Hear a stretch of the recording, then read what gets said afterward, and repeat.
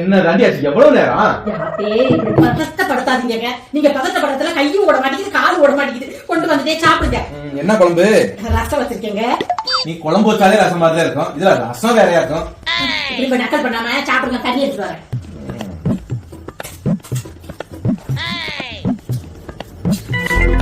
என்னடி இது மாங்கோட்டை கிடக்குது? சண்டா என்னங்க சாப்பாடு போட்டுறியா இல்லையா? இந்த போட்டு வரேன், இந்த போட்டு வரேன், இந்த போட்டு வரேன்.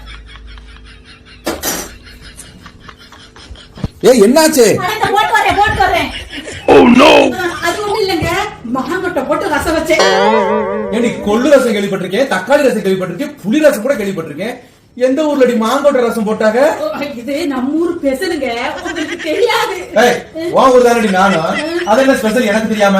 உங்க தெருவில் வச்சிருக்க மாட்டேன். அம்முக்கு டும்முக்கு அம்மா